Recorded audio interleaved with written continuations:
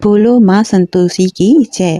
आज मैं आपके लिए चमत्कारी व्रत की पूजा विधि लेकर आई हूँ जो सभी कष्टों को दूर करने वाले और संकटों को हरने वाली है। यह व्रत बहुत ही चमत्कारी है और आप सभी की मनोकामनाओं को पूर्ण करने वाला यह व्रत है। इस व्रत को जो भी पुरुष या स्त्री विधि द्वारा करता है उनकी सभी इच्छाएं पूर्ण होती है। माँ संतोषी की यह व्रत कथा विधि पूजन के बारे में मैं आपको बताती हूँ। वैसे तो यह व्रत 16 शुक्रवार अर्थात 3 महीने में ही अपना चमत्कार दिखाता है, किंतु किसी कारण 3 महीने में आपका कार्य पूर्ण ना हो तो 3 वर्ष में जरूर पूर्ण हो जाता है। इस व्रत को तब तक करना चाहिए जब तक आपका कार्य सिद्ध या मनोकामना पूर्ण ना हो। मनोकामना पूर्ण होने पर ही व्रत का उद्यापन करना चाहिए। मैं आपको इस व्रत की पूजन विधि और यह व्रत कब करना चाहिए जिससे हमें इस व्रत का पूर्ण फल प्राप्त हो बताती हूँ। वैसे तो किसी भी व्रत का प्रारंभ शुक्ल पक्ष से प्रारंभ होना चाहिए। माघ, अश्विन, कार्तिक माह के शुक्ल पक्ष से शुक्रवार व्रत करना बड़ा ही उत्तम माना जाता है। शुक्रवार के दिन घर को अच्छी तरह से साफ सुथरा करें और नहाने के बाद सूर्य भगवान को नमस्कार करके पूजा घर में एक पाटा रखे और उस पर लाल कपड़ा बिछा दे। उस पर माँ संतोषी की प्रतिमा रखे और उन्हें सिंदूर, लाल फूल, हल्दी द्वारा पूजा करे। फिर धूप, दीप और अगरबत्ती जलाए और दीप घी का ही जलाए तो बड़ा ही उत्तम होगा। व्रत के पहले दिन नारियल लें, उस पर मौली धागा लपेट दें और माँ की प्रतिमा रखी हो वहीं उसे भी रख दे। लोटे में पानी भरकर उसके ऊपर गुड़ चने से भरा हुआ चना से भरा कटोरा रखे और कथा कहने के समय हाथ में गुड़ और भुना हुआ चना ले और कथा समाप्त होने के बाद हाथ के गुड़ चना को गौ माता को खिला दे।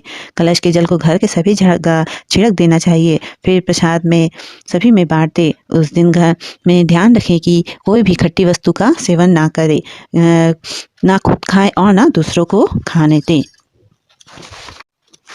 यह व्रत तब तक करते रहना चाहिए जब तक आप जिस कार्य के लिए व्रत कर रही हैं वह पूरा ना हो जाए। वैसे तो 3 महीने में अर्थात 16 शुक्रवार के पहले ही यह व्रत अपना चमत्कार दिखाने लगता है, लेकिन दुर्भाग्यवश हमारे कार्य में देरी हो तो निराश मत होइए। यह व्रत 3 वर्ष में अपना चमत्कार अवश्य दिखाता है और माँ संतोषी में अपनी आस्था और विश्वास बनाए रखे। नियम का पालन करते रहे। कार्य सिद्ध होने पर ही उद्यापन करें। उद्यापन में अपने ही घर के या परिजनों के 8 लड़कों को भोजन कराना चाहिए। घर में ना मिले तो आस पड़ोस के बच्चों को बुलाएं और उन्हें खाना खिलाएं। ब्राह्मणों के बच्चों को भी बुला लेना चाहिए। उद्यापन में खीर, पूड़ी, चने की सब्जी, मिठाई और मिठाई में खाजा बनाना चाहिए। माता को चढ़ाने के लिए मिठाई बाहर से नहीं लानी चाहिए, घर में ही खाजी मिठाई बनानी चाहिए। और भोजन के पश्चात बच्चों को यथाशक्ति दक्षिणा दे। दक्षिणा में पैसा ना दे। और माँ संतोषी की जय बोलें और माँ की जयकारा करके उनका आशीर्वाद लें। बोलो माँ संतोषी की जय। प्रारंभ। वैसे तो किसी भी पूजा के प्रारंभ के पहले श्री गणेश भगवान को नमस्कार करना चाहिए। श्री गणेशाय नमः कह के प्रारंभ करना चाहिए। और शुक्रवार व्रत कथा में गणेश भगवान की वंदना के लिए एक श्लोक कहा गया है। सिद्ध सदन सुंदर बदन गणनायक महाराज दास आपके हैं सदा कीजिए जन के काज। जय श्री शंकर जय गंगाधर जय जय उमा भवानी। सिया राम कीजिए कृपा हरि राधा कल्याणी। जय सरस्वती जय लक्ष्मी जय जय करो दयाल। देव विप्र गौसंत जय भारत देश विशाल। चरण कमल गुरुजनों के नमन करे हमसे सब घर सुख संपत्ति भरो दीजिए शुभाशीष। बोलो माँ संतोषी की जय। उसके बाद माँ की कथा प्रारंभ करना चाहिए। माँ की कथा प्रारंभ। एक बुढ़िया थी, उसके 7 बेटे थे। 6 कमाने वाला एक निकम्मा था। बुढ़िया माँ 6 पुत्रों की रसोई बना भोजन कराती। पीछे से जो बचता वह 7वें को दे देती थी, परंतु वह बड़ा ही भोला था, मन में कुछ विचार नहीं करता। एक दिन वह अपनी पत्नी से बोला, देखा मेरी माँ मुझ पर कितना प्रेम करती है। वह बोली, क्यों नहीं, जो सबका जूठा बचा तुम्हें खिलाती है। लड़का गुस्सा हो गया और वह बोला, भला ऐसा कभी हो सकता है? जब तक मैं आंखों से नहीं देखूंगा तब तक मान नहीं सकता। स्त्री ने हंसकर कहा, आंखों से देख लोगे तब तो मानोगे। कुछ दिन बाद घर में एक बहुत बड़ा त्यौहार आया। घर में 7 प्रकार के भोजन और चूरमे के लड्डू बने। वह बात चाचने को सिर दुखने का बहाना करके रसोई घर में पतला वस्त्र उड़कर सो गया और कपड़े में से सब देखता रहा। 6 भाई भोजन करने आए। उसने देखा माँ ने उनके लिए सुंदर आसन बिछाया, 7 प्रकार की रसोई परोसी है, आग्रह करके उन्हें खिला रही है। वह सब देखता रहा। 6 भाई भोजन करके उठे तब माँ ने उनकी जूठी थालियों में से लड्डू को टुकड़ा उठाकर एक लड्डू बनाया और जूठन साफ करके बुढ़िया माँ ने उससे पुकारा, उठ बेटा, 6 भाई भोजन करके गए हैं, अब तू ही बाकी है, उठना, कब खाएगा? वह कहने लगा, माँ मुझे भोजन नहीं करना, अब मैं परदेश जा रहा हूँ। माँ ने कहा, गुस्से में कहा, कल जाता हो तो अभी जा। वह चल दिया, घर से बाहर निकल गया। चलते समय पत्नी की याद आई और वह गौशाला में कंडे थाप रही थी। वहां जाकर बोला, दोहा हम जावे परदेस को आवेंगे कुछ काल, तुम रहियो संतोष से धर्म अपनो पाल। वह बोली जाओ पिया आनंद से हमरो सोच हटाए, राम भरोसे हम रहे ईश्वर तुम्हारे सहाय। देहु निशानी अपनी देख धरु में धीर, सुधी हमारी मत बिसरियो रखियो मन गंभीर। यह सुनकर अपनी अंगूठी देकर बोला अपनी निशानी मुझे दे दो। वह बोली मेरे पास क्या है, यह गोबर भरा हाथ है। यह कहकर पीठ में गोबर की छाप, हाथ की छाप लगा देती है। वह चल दिया। चलते चलते दूर देश में एक शाहूकार की दुकान पर जाकर कहने लगा भाई मुझे नौकरी पर रख लो। व्यापारी को नौकरी की जरूरत थी, बोला रह जा। इसने पूछा तनख्वाह क्या दोगे? साहूकार ने कहा काम देकर ही दाम मिलेगा। वह नौकरी करने लगा। थोड़े ही दिनों में दुकान का सारा लेन देन, हिसाब किताब, ग्राहकों को माल बेचना आदि सारा काम करने लगा। साहूकार के 7-8 नौकर थे, अब उसकी होशियारी से चक्कर खाने लगे। सेठ ने भी काम देखा, उसे 3 महीने में ही आधे मुनाफे का हिस्सेदार बना दिया। 12 वर्ष में वह नामी सेठ बन गया। अब वहाँ बहू बेचारी क्या करती, सुनो उसके साथ क्या हुआ। सास ससुर से बड़ा दुख देने लगे। सारी घर का काम कराते और लकड़ी लेने जंगल भेजते। आटे की बची जो भूसी रोटी होती है उसी की रोटी बनाते थे और फूटे नाल की नरली में पानी देते। इस प्रकार वह अपना दिन गुजारने लगी थी। एक दिन वह लकड़ी लेने जंगल जा रही थी कि उससे रास्ते में बहुत सी स्त्रियां संतोषी माता का व्रत करती दिखाई दी। उसने वहाँ खड़े हो कथा सुना और पूछा बहनों यत्न किस देवता के व्रत कर रही हो, इसके करने का क्या फल है? इस व्रत का विधान मुझे भी समझाकर कहो तो मैं बड़ा उपकार मानूंगी। तब एक स्त्री बोली सुनो यह संतोषी माता का व्रत है, इसको करने से दरिद्रता का नाश होता है, घर में लक्ष्मी आती है, मन की चिंताएं दूर होती है, घर में सुख शांति मिलती है, निपुत्री को पुत्र मिले, अगर स्वामी बाहर गया हो तो शीघ्र घर आवे, कुंवारी कन्या को श्रेष्ठ वर मिले, राजद्वार मुकदमे की जीत हो, कला कलेश की निवृत्ति हो और सुख शांति आवे, धन जायदाद का लाभ ही होगा, रोग दूर हो जाते हैं, जो कुछ मन में कामना हुआ सब संतोषी माता की कृपा से पूरी हो जाते हैं। इसमें संदेह नहीं। वह पूछने लगी यह व्रत कैसे किया जाता है, यह भी तो बताओ तो बड़ी कृपा होगी। स्त्री कहने लगी 100 रुपये गुड़ चना लेना या इच्छा अनुसार 11 रुपए का बिना परीक्षा परिधान श्रद्धा प्रेम से जितना भी बन सके सवा करके लेना। प्रत्येक शुक्रवार को निराहार रखकर कथा कहना। सुनने वाला कोई न मिले तो घी का दीपक जला उसके आगे जल के पात्र को सामने रखकर कथा कहना। कथा के प्रसाद बैठकर स्वयं भी ग्रहण कर केवल एक ही बार भोजन करना। इस दिन घर में कोई खटाई न खाना। जब तक कार्य सिद्ध न हो नियम का पालन करना। कार्य सिद्ध होने पर ही व्रत का उद्यापन करना। माता 3 मास में पूरा फल करती है। यदि किसी के ग्रह खोटे हो तो माता 3 वर्ष में कार्य को अवश्य सिद्ध करती है। फल सिद्ध होने पर ही उद्यापन करना चाहिए, बीच में नहीं। उद्यापन में ढाई से राटे का खाजा, इसी परिणाम से खीर तथा चने का शाक करना। 8 लड़कों को भोजन कराना। जहाँ तक हो देवर जेठ भाई बंधु घर कुटुंब के लड़के लेना, ना मिले तो अन्य रिश्तेदारों या पास पड़ोस के लड़के बुलाना। उन्हें भोजन करा, यथाशक्ति दक्षिणा दे। माता का नियम पूरा करना। उस दिन घर में कोई खटाई न खावी। यह सुन के बुढ़िया की लड़की की बहू चल दी।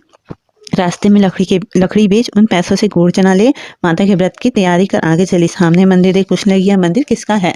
सब कहने लगी यह संतोषी माता का मंदिर है।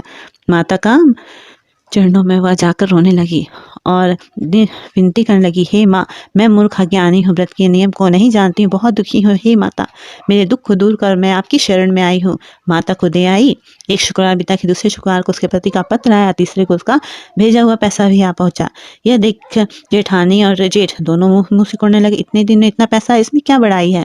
लड़के भी ताने देने लगे कि काकी के पास तो अब रुपया पैसा आने लगा, अब तो काकी के भाव बढ़ेंगे, अब तो काकी मुल्ले पर भी नहीं बोलेगी बेचारी। दुखी मन सरलता से कहती भैया पैसा रुपया आना तो हम सबके लिए अच्छा है।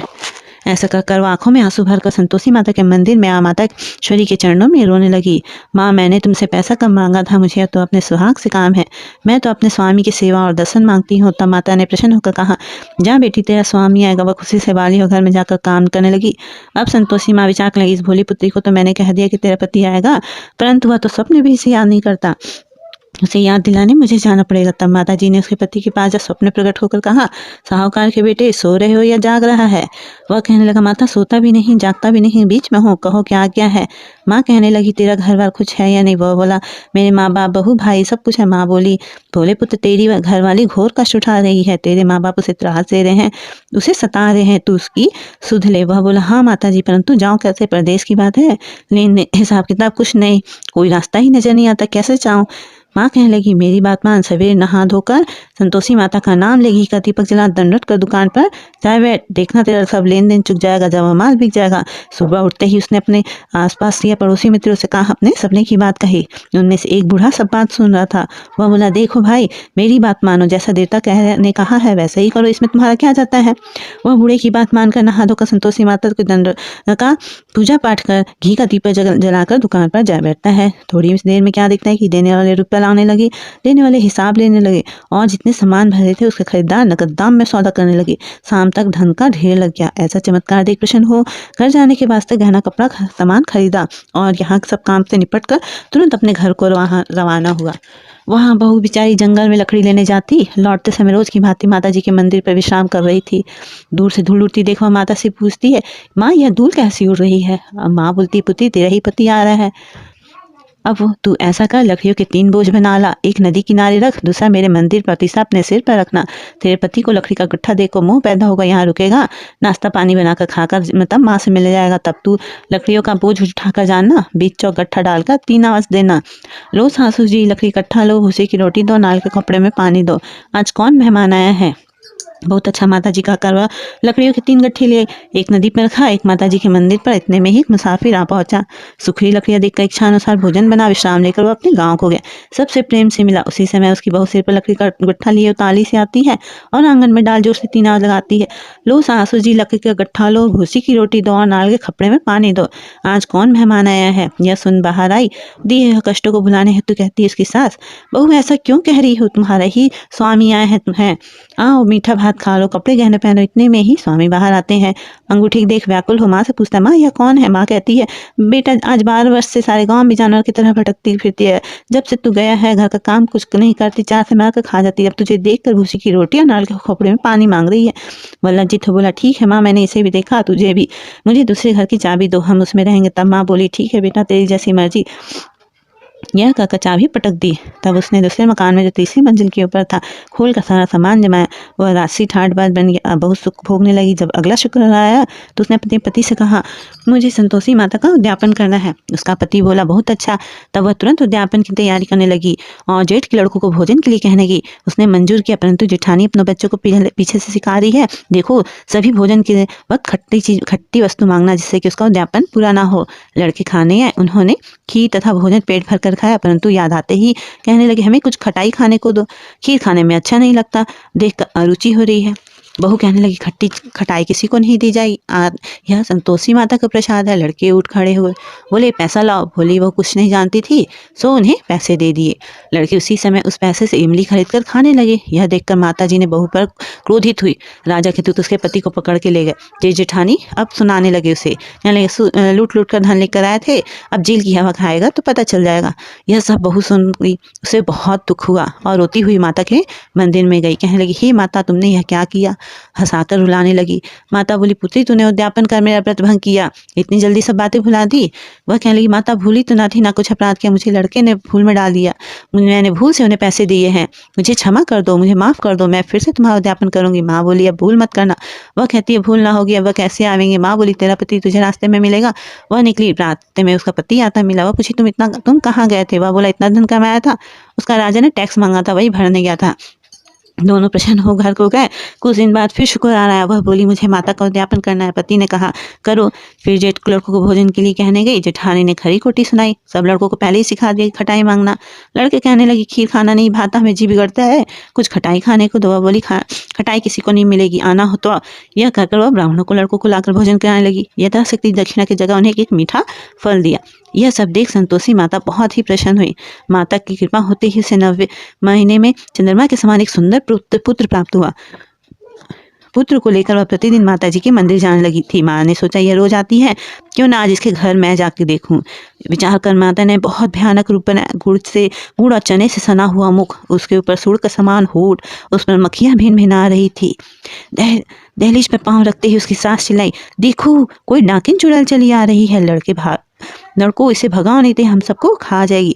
अब लड़के भागने लगे, सभी चिल्लाकर खिड़की दरवाजे बंद करने लगे। सभी बहुत परेशान थे।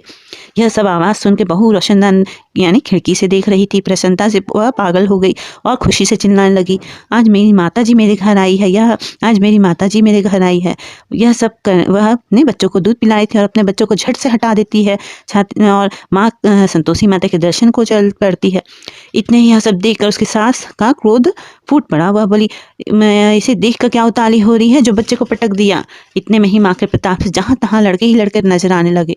वह बोली, माँ जी जी मैं जिनका ही व्रत करती हूँ वह यही संतोषी माता है। यह कहकर सब झट से किवाड़ घर के खोल देते हैं और माता जी की चरण पकड़ लेते हैं। दीन होकर विनती करते हैं, हे माता हम मूर्ख अज्ञानी पापी हैं, तुम्हारे व्रत की विधि नहीं जानते थे, तुम्हारा व्रत भंग कर हमने बहुत बड़ा अपराध किया। हे जगत जननी माता हमारे अपराध को क्षमा करो। इस प्रकार माता प्रसन्न हुई, बहू को जैसा फल दिया वैसा माता सबको दे। जो यह कथा पढ़े सुने उनका संपूर्ण मनोरथ पूर्ण हो। बोलो संतोषी माता की जय। इस तरह माता की कथा समाप्त होती है। दोस्तों मैंने भी यह व्रत 3 साल तक किया और मुझे इसका फल मेरा बेटा मिला, वो भी शुक्रवार को। इसी तरह हम संतोषी माता को प्रणाम करते हैं। बोलो माँ संतोषी की जय। जय माँ संतोषी।